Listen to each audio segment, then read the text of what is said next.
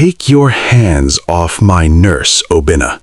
She isn't your property. She's my priority. Obinna is trying to physically drag Kosi out of the hospital, asserting his right as a fiancé, only to be stopped by the terrifying, calm presence of Seo Junhyuk.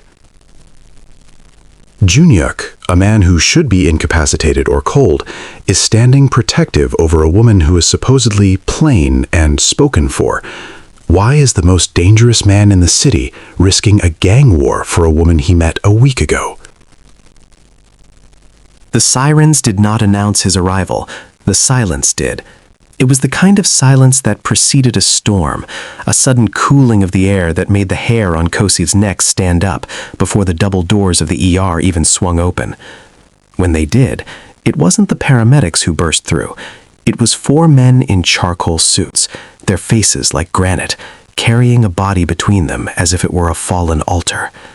"He needs a trauma bay, now," one of them barked.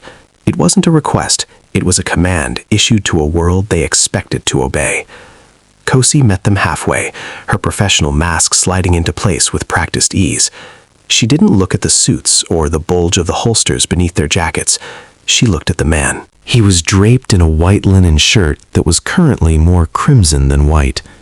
His head was lolled back, exposing a sharp, elegant jawline and a thin, jagged scar that traced the bone like a secret. Even unconscious, even dying, there was a gravity to him, a heavy, dark magnetism that seemed to pull the light out of the room. "Bay 4, Kosi directed, her voice steady and cool, the anchor in the rising sea of chaos. "Get him on the bed. You," she pointed to the man who had spoken, "outside. I can't work with you breathing down my neck." The man looked ready to argue, his eyes flashing with a dangerous spark, but a faint, pained groan from the stretcher silenced him. The men deposited their burden and retreated to the periphery, standing like gargoyles just outside the curtain. Kosi didn't wait for a name or a chart. She grabbed a pair of trauma shears, the cold metal snaring against the fine silk of his shirt as she cut it away. Beneath the ruined fabric lay a torso built of lean, hard muscle and tempered discipline, and a jagged hole just below the ribs that was weeping dark venous blood. "Pulse is thready. Blood pressure is 80/50 and dropping," she called out to the attending physician, but her hands were already moving. She pressed a thick stack of gauze against the wound, leaning her weight into it. The man's eyes snapped open. They weren't the eyes of a victim. They were obsidian, heavy-lidded, unfathomably deep, and burning with a cold, terrifying lucidity. He didn't gasp. He didn't cry out. He simply looked at her. In the harsh, unforgiving glare of the surgical LEDs, Kosi felt stripped bare. It was as if he were reading the fine print of her soul, deciding in a heartbeat whether she was an ally or an obstacle. "Stay with me," Kosi whispered, her brown skin glowing under the lights as she leaned closer, her face inches from his. "You're losing a lot of blood. I need you to breathe." He didn't look at the wound. He didn't look at the doctor rushing in with a chest tube. He looked at Kosi's hands, steady, gentle, and utterly unafraid of his blood. A faint, ghost-like shadow of a smile touched his lips, gone before she could be sure it was ever there. "Name?" the doctor asked, hovering over the other side of the bed. "John Doe," one of the suits shouted from behind the curtain. "Treat him, that's all you need to know." Kosi ignored the exchange. She focused on the man's face, on the way his breath hitched as she increased the pressure on his wound. She smelled the iron of blood, but beneath it, the faint, lingering scent of expensive tobacco and something metallic, like the air before a lightning strike. "You're okay, John Doe," she murmured, her voice a soft, floral contrast to the sterile violence of the room. She reached up, brushing a stray lock of jet-black hair away from his forehead. It was a gesture of pure empathy, a moment of human connection that ignored the expensive watch on his wrist and the aura of lethal authority radiating from his skin. For a second, the predator in his eyes softened. The monster the city whispered about vanished, leaving only a man who looked exhausted by the weight of his own power. He reached up, his fingers, long and scarred, brushing against the back of her hand. His touch was electric, a jolt of raw, unfiltered heat that made Cozy's breath catch. At that moment, she forgot the world outside the trauma bay. She forgot the shift schedule, the mounting bills, and the weight of the engagement ring Obinna had placed on her finger just a month prior. There was only the rhythmic thud of the heart monitor and the man who looked at her as if she were the only thing in the universe that made sense. "Cozy, we're losing the rhythm," the doctor shouted. She snapped back to reality, her professional instinct taking over as they rushed him toward the OR. As the gurney pushed past the curtain, one of the suits caught her arm. "What's your name, nurse?" he asked, his voice low and threatening. Cozy pulled her arm away, her eyes flashing with a quiet strength that made the man pause. "Nurse Nduka, and if you want him to live, let me do my job." She followed the gurney, her heart racing for a reason she couldn't explain. She didn't know he was Seo Jang-yuk. She didn't know that by saving him, she had just signed away the quiet, predictable life she had built. To her, he was just a man who had looked at her and seen someone she hadn't yet dared to become.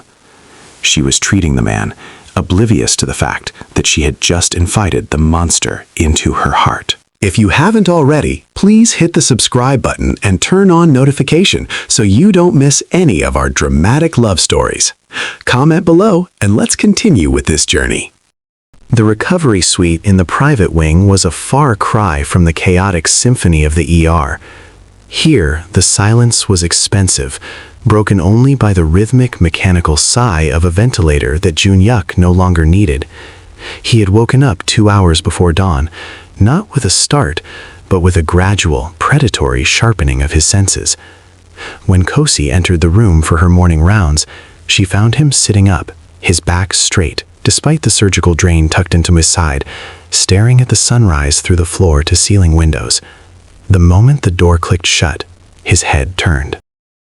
It wasn't a casual movement. It was a slow, deliberate pivot that brought the full weight of his focus onto her. Cozy felt the air leave her lungs. In the trauma bay, his eyes had been clouded by pain and blood loss. Now they were clear, dark, and unnervingly intelligent. "You're awake," she said, her voice sounding small to her own ears. She busied herself with his chart, her fingers fumbling slightly with the tablet. "You shouldn't be sitting up yet, Mr. Do." "Seo Jang-yuk," he corrected. His voice was a low, resonant hum that seemed to vibrate in the floorboards. "And you are Cozy." He didn't use her title. He didn't say nurse. He said her name as if he were tasting it, a word he had been holding in his mouth since he regained consciousness.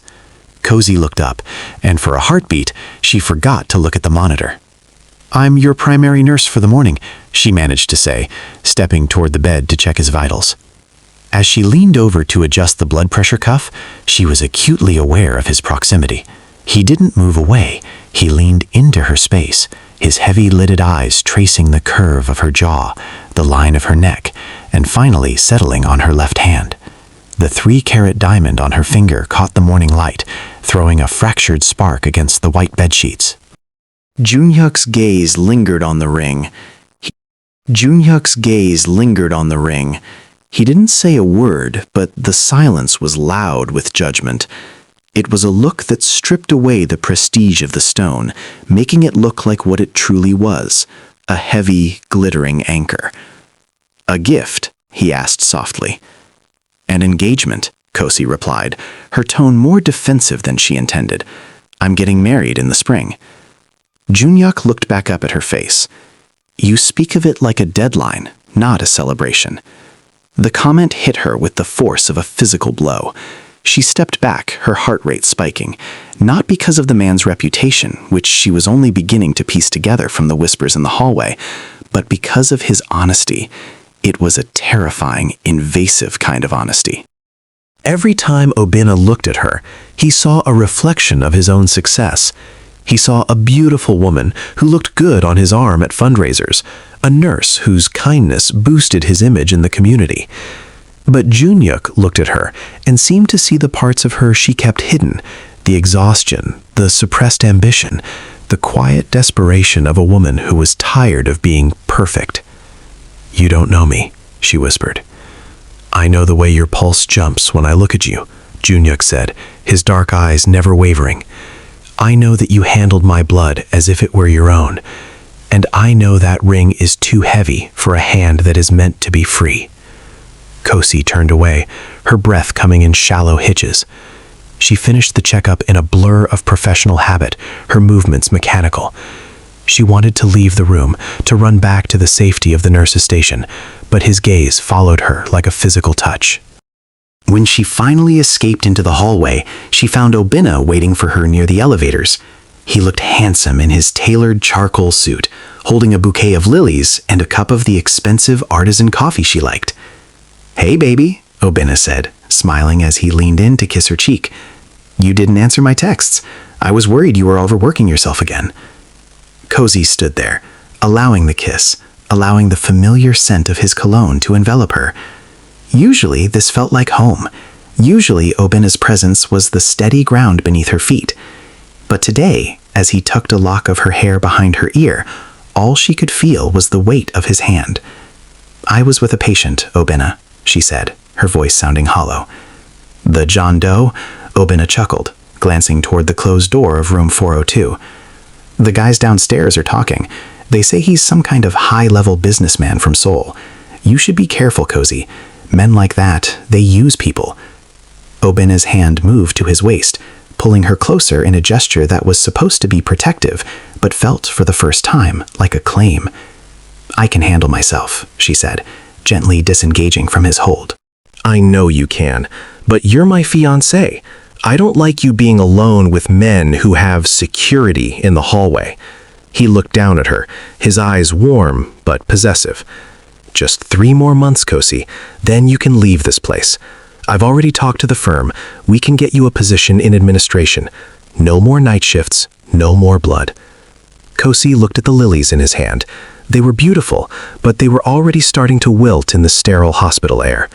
She thought of Junhyuk, sitting in the dark room behind her, bleeding and broken, but looking at her with an intensity that made her feel more alive than Obina's entire life plan ever had. "I like my job, Obina," she said quietly. "You like helping people. You can do that from an office," he countered, his smile never wavering. It was the smile of a man who had already decided her future for her. As Obina led her toward the cafeteria, talking about the guest list for the rehearsal dinner, Kosi felt a cold shiver run down her spine. She looked back at the door to room 402. She knew Junhyuk was still in there. She knew he was still watching the door. And she knew with a terrifying certainty that every time he looked at her, the life she had built with Obina, the perfect house, the perfect marriage, the perfect future, felt less like a dream and more like a beautifully decorated lie. The Sunday dinner at the Achebe household was an exercise in choreographed tradition. The air was thick with the scent of jollof rice, fried plantains, and the heavy, floral perfume Obina's mother favored. It was a scene of warmth and success, the kind of stability Kosi's parents had dreamed of when they first arrived in the country. Yet, as Kosi sat at the long mahogany table, the diamond on her finger felt like a lead weight, dragging her hand toward the linen tablecloth. Obina sat at the head of the table, his broad shoulders filling the space with a jovial, commanding presence. He was in his element, regaling his cousins with stories of his latest real estate closing, his hand resting intermittently on the nape of Kosi's neck. It was a gesture of affection, but tonight it felt like a tether. "We were just discussing the transition period," Obina said, his voice dropping into that smooth, persuasive tone he used with clients. He turned his radiant, confident smile toward Kosi's parents. "I've been looking at the numbers, and there's really no reason for Kosi to continue at St. Jude's after the honeymoon. The hours are erratic, the environment is increasingly unsafe. I mean, they have armed men in the hallways now. It's no place for a woman who is about to start a family." Kosi felt the familiar tightening in her chest. "Obina, we talked about this. I spent 4 years in nursing school. I'm good at what I do." "You're excellent at what you do, darling," Obina countered quickly, his hand moving from her neck to cover hers on the table. He squeezed, a firm, corrective pressure. That's why you'll be a brilliant administrator. I've already spoken to my uncle on the board at the private clinic in Lekki Heights. A Monday through Friday role. No trauma, no blood, no night shifts. It's about protection, Kusi. I can't have my wife coming home at 4 a.m. smelling like a hospital basement. It's for the best, Kosi, her mother added, her eyes shining with the reflected status of her future son-in-law. A man who wants to provide like this is a blessing. You've worked hard enough. Let Obina take care of you now. Kosi looked around the table. Everyone was nodding. To them, Obina was the traditional man, the provider, the protector, the pillar. They didn't see the cage he was building, bar by gold-plated bar. They didn't see that his protection was actually a slow erasure that everything that made her feel capable. I don't want to be an administrator, Kosi said, her voice small but clear. I like being on the floor. I like the ER. The table went silent for a heartbeat. Obina's smile didn't falter, but his eyes hardened, the warmth replaced by a sharp, proprietary flash of irritation. We aren't making a scene, Kosi. We are making a plan. You're being emotional because you're tired. That's exactly why you need to step back. He laughed then, a rich, dismissive sound that invited the rest of the table to join in on the joke of her stubbornness. He leaned in and kissed her temple, his breath warm against her skin. I'm only doing what a man is supposed to do. I'm keeping you safe.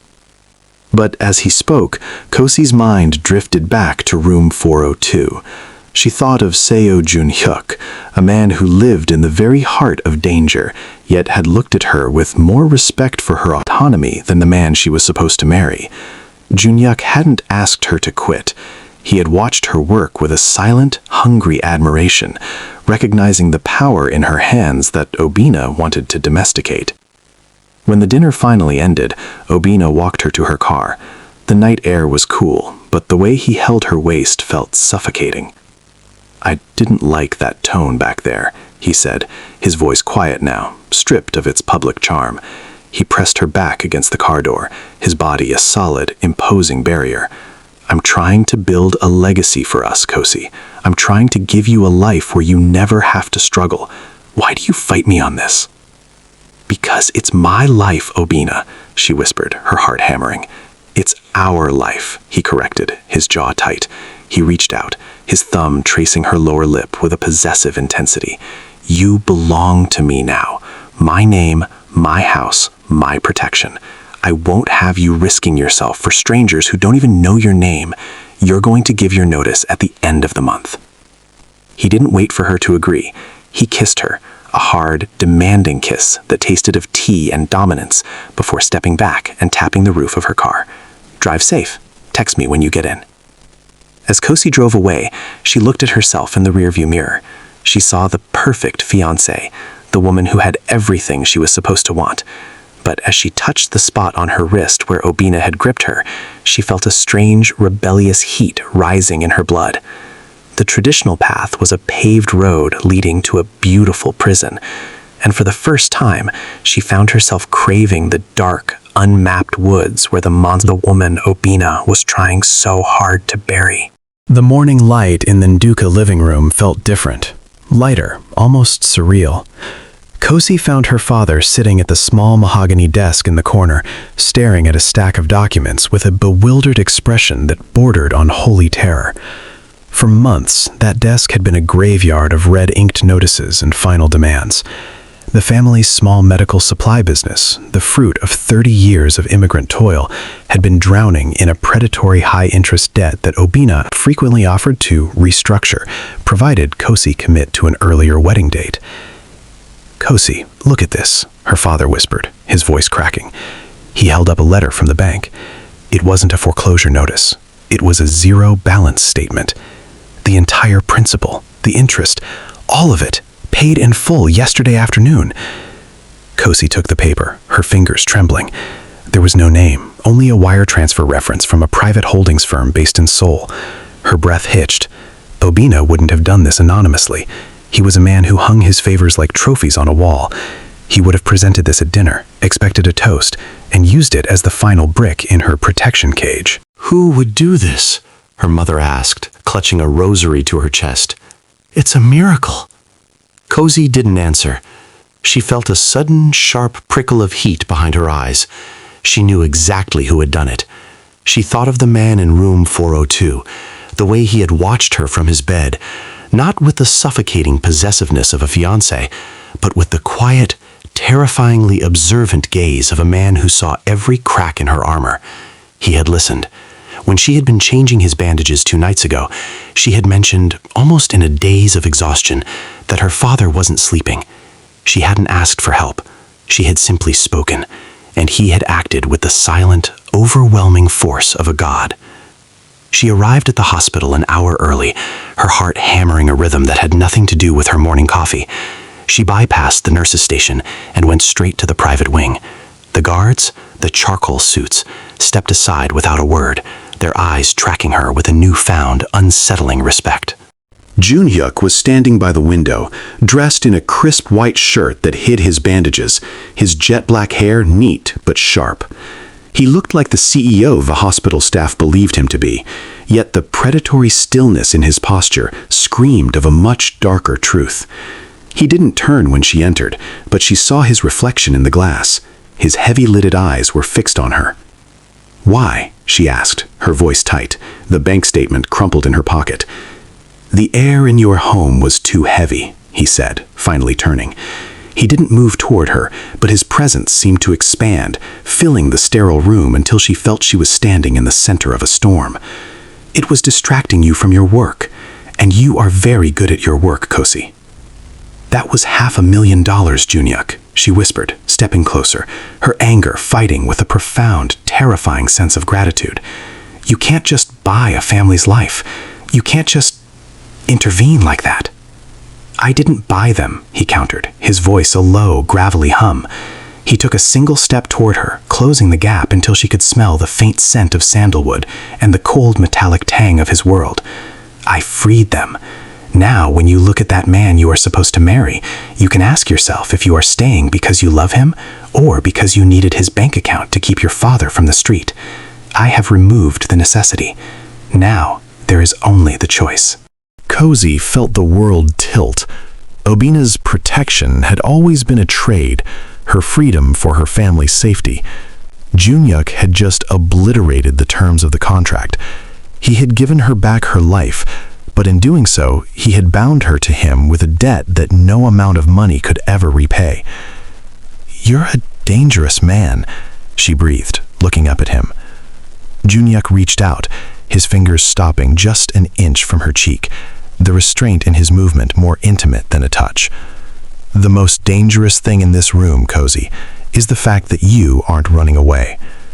He looked down at the ring on her finger, and for the first time, Cozy felt a surge of genuine loathing for the diamond. It wasn't a symbol of love anymore. It was a receipt for a debt that someone else had already paid. As she stood there, caught in the gravity of the city's most feared boss, she realized that Obina had been right about one thing. Men like Junhyuk did use people, but Obina had used her to bolster his ego, while Junhyuk was using his power to strip away her excuses. He wasn't building a cage. He was burning the one she was already in, and for the first time in her life, Cozy wasn't sure if she wanted to be rescued from the flames. The hospital at 3 a.m. existed in a twilight state, a world of shadows and the rhythmic, artificial breathing of machines. The frantic energy of the day had bled away, leaving only the low hum of the floor heaters and the occasional squeak of a nurse's shoe on polished linoleum. In room 402, she was checking Junhyuk's IV drip, her movements fluid and focused. She thought he was asleep, his chest rising and falling in a steady, disciplined rhythm. But as she reached for his wrist to check his pulse, his fingers, cool and surprisingly strong, wrapped around hers. "You're late," he murmured, his voice a low vibration that seemed to cut through the stillness of the night. "I had an intake in the ER," Cozy replied, her heart giving a traitorous leap at the contact. She didn't pull away. In the darkness, the boundaries of her professional life felt thin and permeable. "You should be sleeping, Junhyuk. Your body needs to knit itself back together." He opened his eyes, the obsidian depths catching the faint light. He sat up slowly, the movement causing a ripple of tension across his scarred torso. He didn't let go of her hand, Instead, he guided it to his chest, right over the steady, powerful thrum of his heart. "I don't sleep well in cages," he said, his gaze fixed on hers with a hungry restraint. "And I don't like the silence. It makes me think about things I've spent a lifetime trying to outrun." Cozy stood frozen, the heat of his skin radiating through her palm. "What do you think about?" "The way you look when you think no one is watching," he said, his voice dropping to a gravelly whisper. "I've watched you for a week, Cozy. I've watched you deal with the doctors who talk over you. I've watched you comfort the families of people who won't make it through the night. I've watched you hold yourself together with a strength that would break most men." He paused, his thumb tracing the soft skin of her inner wrist, right over the jumping rhythm of her pulse. "And then I see him come in, your fiancé." The mention of Obinna felt like a bucket of ice water. Cozy tried to withdraw her hand, but Junhyuk's grip was firm, not a command, but an invitation to stay. "Obinna loves me," she said, though the words felt like they belonged to a script she had memorized but no longer understood. "No," Junhyuk countered, his eyes narrowing. "He loves the woman who smiles at his dinners. He loves the nurse who makes him look like a beneficent. He loves the idea of a wife who will sit in an office and wait for him to come home. He loves who you pretend to be because it fits the life he's designed for himself." "And you?" Cozy breathed, her voice trembling. "What do you see?" "I see the woman who stood over me when I was bleeding out and told my men to get out of her way," he said, his voice laced with a raw, unfiltered admiration.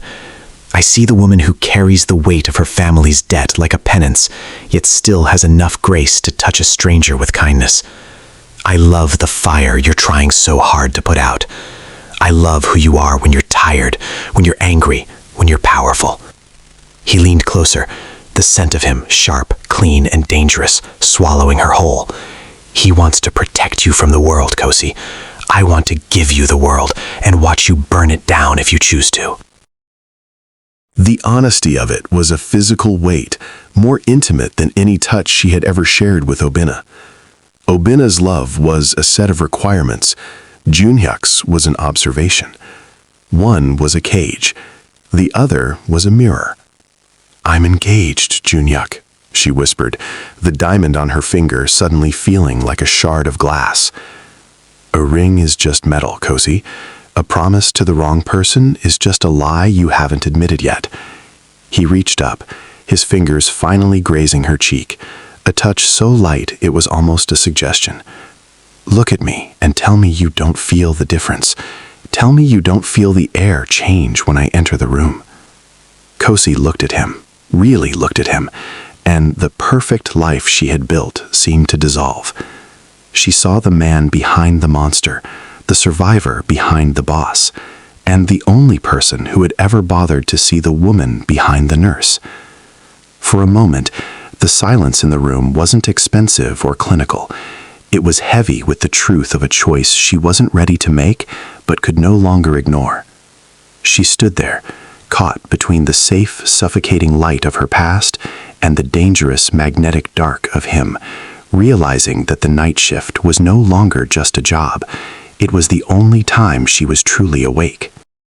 The tension that had been simmering in the shadows of the hospital finally boiled over on a Tuesday afternoon, a day that should have been defined by mundane paperwork and routine vitals. Cozy was at the nurse's station, her eyes fixed on a monitor, when the heavy double doors of the surgical wing were thrown open with a violence that made every head turn. Obinna stormed down the hallway, his face a contorted mask of wounded pride and unchecked adrenaline. He wasn't wearing his usual polished suit. His shirt was unbuttoned at the collar, and his eyes were bloodshot, scanning the corridor like a man looking for a fight he had already lost. "Cozy, enough of this," he roared, his voice bouncing off the sterile walls. "Obinna, be quiet," Cozy whispered, rushing to intercept him before he reached the private rooms. "This is a hospital. You can't be here like this." "I can't be here? I'm your damn fiancé." Obinna grabbed her by the upper arm, his grip tighter than it had ever been, fueled by a week of ignored texts and the gnawing insecurity that had been eating at his gut. "I followed you, Cozy. "I saw you come in here an hour before your shift. I know he's in there, the John Doe who paid off your father's debt. Did you think I wouldn't find out?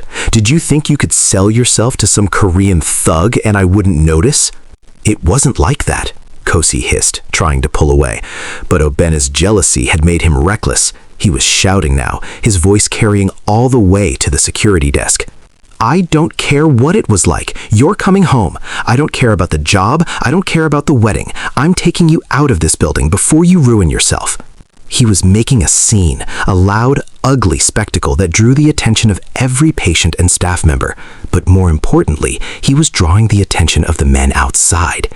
O'Bennett had been so blinded by his rage that he hadn't noticed the two black SUVs that had followed his erratic speeding car all the way from the highway. He hadn't noticed the men in leather jackets who had slipped through the main entrance while he was busy screaming at the security guard. By shouting Junhyuk's name, by demanding to see the boss in room 402, O'Bennett had just broadcast a GPS signal to every rival faction in the city. Inside the room, the door opened.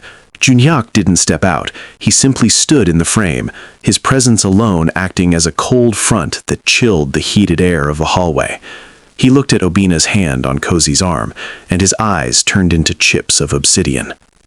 "Release her," Junhyuk said. It wasn't a shout. It was a vibration of pure, lethal intent. "Or what?"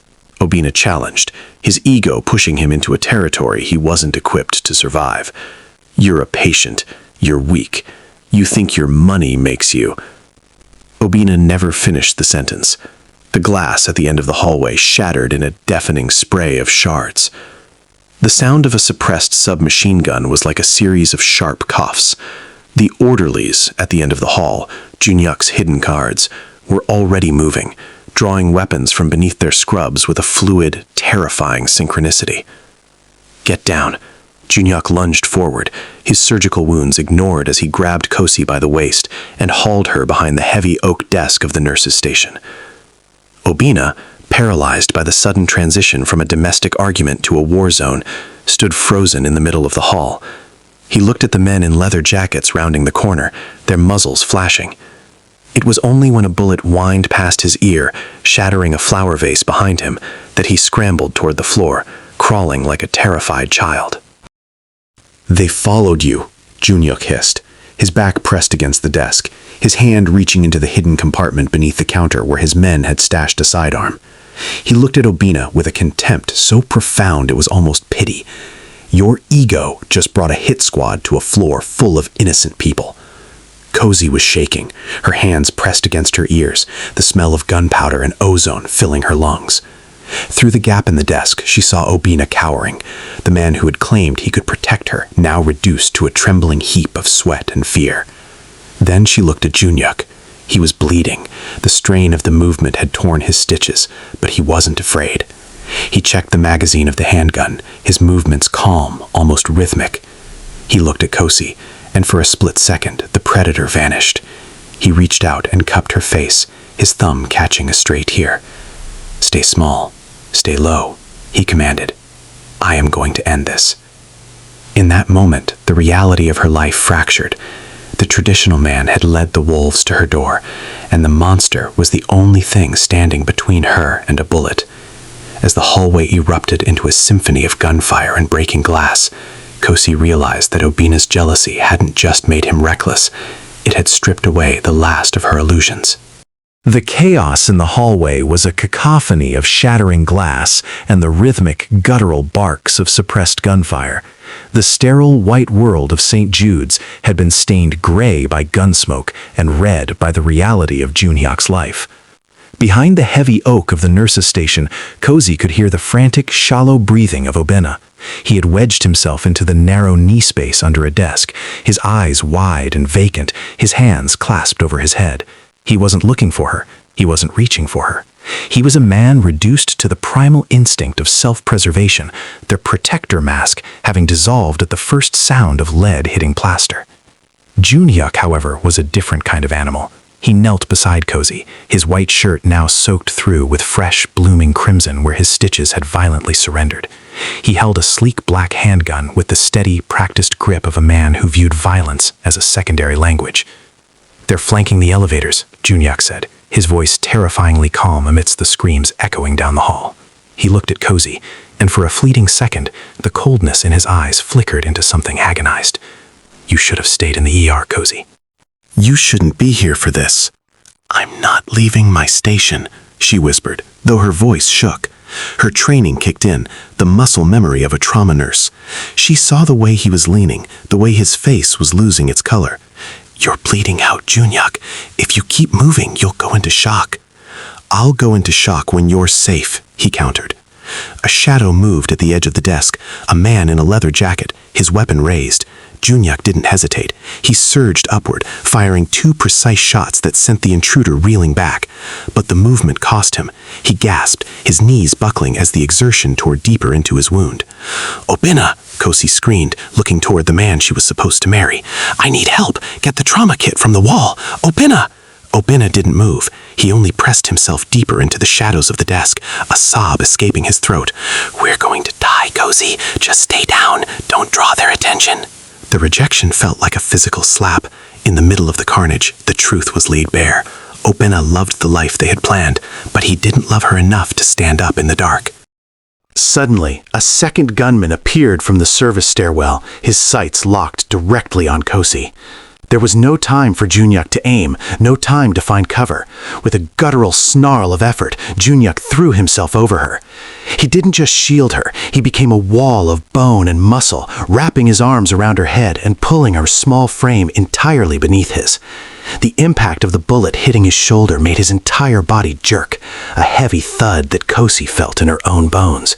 He let out a low, strangled hiss against her neck, but he didn't let go. He held her tighter, his scent, now dominated by the metallic tang of blood and the heat of his skin, filling her world. "Junhyuk!" she cried, her hands coming up to clutch his shirt. "Stay down," he wheezed, his voice straining through gritted teeth.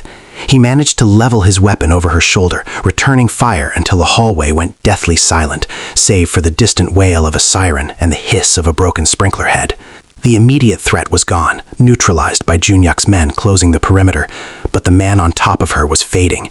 Kosi scrambled out from under him as he slumped against the cabinets, his face ashen. She didn't look at the carnage. She didn't look at the cowering man under the desk. She looked at the hole in Junhyuk's shoulder and the way his side was hemorrhaging. Her hands, steady and sure, began to rip away his shirt to get to the wound. "Kazi, we have to go." Obina's voice finally emerged from the shadows. He stood up, shaking, his eyes darting toward the exit. "The police will be here. My reputation. If the firm sees me in the middle of a mafia hit, we have to leave now." Kazi looked at him, and for the first time, she truly saw him. He was unhurt. He was clean. And he was a stranger. She looked down at her left hand, at the 3-carat diamond that had been the pride of her family. It was speckled with Junhyuk's blood. With a deliberate, slow motion, she twisted the ring off her finger. "Go then, Obina," she said, her voice cold and hard as surgical steel. "What? Kazi, don't be stupid. Go," she shouted, not even looking up as she pressed her palm into Junhyuk's shoulder to stem the flow. "Go save your reputation. I'm staying with the man who saved my life." Obina stood there for a heartbeat, his face twisting in a mix of shame and anger, before the sound of approaching boots sent him running toward the emergency stairs. He didn't look back. Kosi turned her focus back to Junhyuk. His eyes were half closed, but as she worked, his hand found hers, his fingers staining her skin red. "You threw it away," he rasped, a ghost of a smile touching his bloodless lips. "It was too heavy," she whispered, leaning down so her forehead rested against his. "And I don't need a ring to know where I belong." In the ruins of the surgical wing, amidst the smoke and the wreckage, Kosi Nduka stopped being a fiancée and a good girl. She was a healer in the heart of a war, and the king she was saving was the only one she would ever serve. The sirens of the backup police units were still a mile away, their wails thin and distant. But inside the surgical wing, the air had crystallized into a terrifying, absolute stillness. The dust from the shattered drywall hung in the air like fallen snow, illuminated by the flickering emergency lights. Junhyuk sat braced against the base of the nurse's station, his breath coming in shallow, ragged hitches. He was a vision of ruin and power, his white shirt a map of violence, his hand still loosely gripping the weapon that had saved them. Kosi was on her knees beside him, her scrubs stained with his blood, her hands moving with a clinical, fierce grace as she tightened a makeshift tourniquet around his thigh. That was when Obinna reappeared. He hadn't left the building yet. Fear had driven him to the stairwell, but his ego, or perhaps the realization of what he was losing, had dragged him back. He emerged from the shadows of the waiting area, looking relatively untouched, his expensive watch catching the strobing blue lights of the distant police cars. He looked at the carnage, then at Kosi, and finally at the man she was holding. "Kosi, get up," Obinna commanded, his voice cracking with a desperate attempt to reclaim authority. He didn't come close. He stayed a safe 10 feet away, his eyes darting toward the bodies of the fallen gunmen. "The police are coming. The board of directors is on their way up. You cannot be seen like this. You're an Induka. You're my fiancé. We can tell them you were a hostage. We can fix this." The orderlies, Junhyuk's men, who had survived the hit, moved to intervene, their faces dark with intent. But Junhyuk raised a single, bloodied hand. He didn't speak. He didn't need to. He simply looked at Kosi, waiting. Kosi stood up slowly. Her legs were shaky, but her spine was a rod of tempered steel. She looked at Obinna, and for the first time in 5 years, she didn't see the man who was her future. She saw a man who had watched her almost die from under a desk. "Fix what, Obinna?" she asked, her voice echoing in the hollowed-out hallway. "Fix the fact that you ran, or fix the fact that I finally see you?" "I was being smart. I was surviving for both of us." Obinna stepped forward, his face flushed with shame that he was trying to turn into anger. "You're in shock. You're being influenced by a criminal. This man is a monster, Kosi. He's a murderer. Is this who you want to be with? A man who brings death into your workplace?" "Shut up," Obinna roared, turning on him. "You don't get to speak to her. She is mine." Obinna reached out, his hand closing around Kosi's wrist in that familiar proprietary grip. It was the same tug he had used at his family's dinner table, the same tug he used when he wanted her to leave a shift early. But this time, the world didn't bend. "Take your hands off her," Junhyuk said. He didn't move a muscle, yet the air in the hallway turned to ice. Obinna flinched, his grip loosening just enough for Kosi to wrench her arm back. She didn't scream. She didn't cry. She reached down to her left hand and gripped the 3-carat diamond ring. It felt like a hot coal against her skin. It was the gold cage her mother had praised, the protection Obinna had used as a leash. She pulled it off. The silence that followed was absolute. Even the wounded men on the floor seemed to hold their breath. Kosi stepped into Obinna's space, forcing him to look her in the eye. She took his hand, the same hand that had cowered over his head, and pressed the cold metal of the ring into his palm. "You said you wanted to keep me safe, Obinna," she whispered, loud enough for every guard, nurse, and hidden observer to hear. "But you only wanted to keep me quiet. You didn't want a wife. You wanted a trophy you could tuck away when things got ugly." "Kosi, don't do this," Obinna pleaded, his voice breaking. "Think about your family. Think about the wedding." "My family is free because of a man you call a monster," she said, glancing back at Junhyuk, whose gaze was fixed on her with a raw, hungry pride. "And the wedding was just a funeral I hadn't attended yet." She folded Obinna's fingers over the ring, a final, cold closure. "Go home, Obinna. Save your reputation. I'm staying here. I have work to do." Obinna stood there, the center of his world collapsing in front of a room full of people he deemed beneath him. He looked at the ring, then at Junhyuk, who gave him a slow, chillingly dismissive nod. Obinna turned and walked away, his footsteps hollow on the blood-slicked floor, leaving behind the woman he never truly knew. Kosi didn't watch him go. She turned back to Junhyuk, sinking back onto her knees. She didn't care about the police, the board, or the scandal. She reached out and cupped his face, her thumb tracing the line of his jaw. "You're still bleeding," she murmured.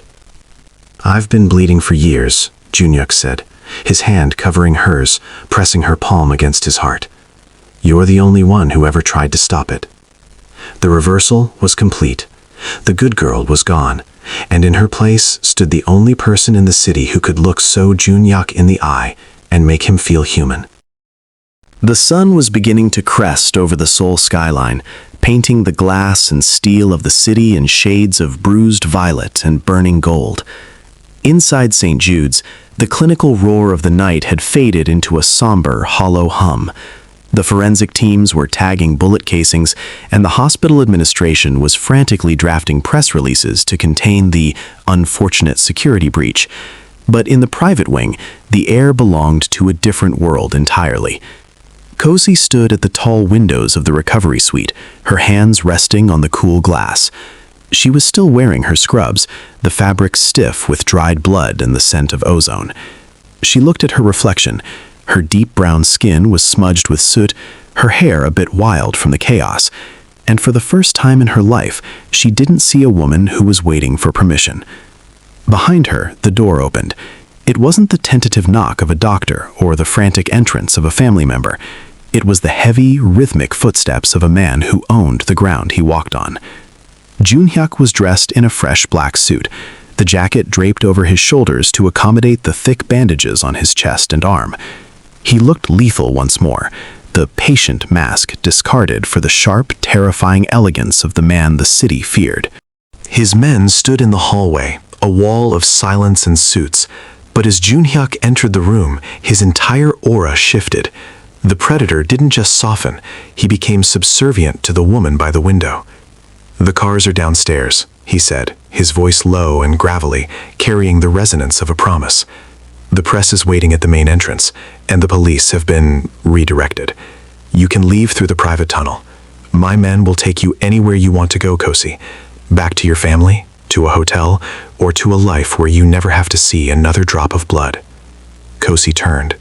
She looked at him, the sharp cheekbones, the unnervingly focused eyes, and the thin scar beneath his jaw. She looked at the hand that had shielded her, and the heart that beat only for the truth of her. "And where are you going, Junhyuk?" she asked softly. "I am going back to a war," he said, a faint, dark shadow crossing his face. "This hit was just the beginning. The city is shifting, and I have to ensure the ground doesn't swallow us whole." He walked toward her, stopping just outside her personal space, his restraint a testament to the power she held over him. He reached into his pocket and pulled out a small velvet box. He didn't offer a ring. Instead, he pulled out a simple, heavy gold key. "This is for the house in the hills," he said. "It is the only place in this city that is truly quiet. It is yours. No strings, no debts, no expectations. I told you once that I wanted to give you the world. This is the start of it." Kosi looked at the key, then back at him. She thought of Obena's protection, which felt like a velvet-lined coffin. Then she looked at the man before her, a man who lived in the mouth of a volcano, but offered her the only thing she had ever truly craved, the power to choose her own cage. "I'm not a nurse anymore, am I?" she whispered. "You will always be a healer," Junhyuk said, his eyes tracing her face with a hungry, desperate reverence. "But in my world, you are more. You are the only person who can stop me from becoming the monster everyone thinks I am." He did something then that his men would never have believed. Seo Junhyuk, the man who had never knelt to a rival or a law, bowed his head. He took her hand, the hand that no longer wore Obena's diamond, and pressed a lingering, silent kiss to her knuckles. It wasn't a claim of ownership. It was an act of surrender. Kosi felt the last of the good girl within her dissolve. She took the key, her fingers brushing against his. The heat was there, as always, an electric, dangerous pull that made her heart race. "Then let's go," she said, her voice steady and commanding. They walked out of the hospital together. As they reached the lobby, the hospital board members and the chief of surgery stood back, their faces pale, their eyes wide as they watched their most dedicated nurse walk past them. She didn't look at the charts, she didn't look at the time clock, and she didn't look at the space where Obena had once stood. When they reached the black sedan waiting at the curb, the lead guard opened the door, bowing so low his forehead nearly touched his knees. Kosi stepped into the car, the leather cool and expensive against her skin. Junhyuk sat beside her, his presence a dark protective shield. As the car pulled away from the hospital, Kosi looked out at the city of Seoul. It was no longer a place of foreign streets and scary shadows. It was her kingdom. She wasn't just a nurse who had forgotten her engagement. She was the woman who had walked through fire and found her throne. The Queen of Seoul wasn't a title she had been born with. It was a title she had earned with the blood on her scrubs and the fire in her soul. And as the car sped into the heart of the city, Seo Junhyuk didn't look at the road or his phone. He only looked at her. The story was over, but her life was finally beginning. If you enjoyed this video, please hit the like button and let me know your thoughts in the comments. Your feedback truly matters and helps shape future content. Thank you for watching, and I'll see you in the next video.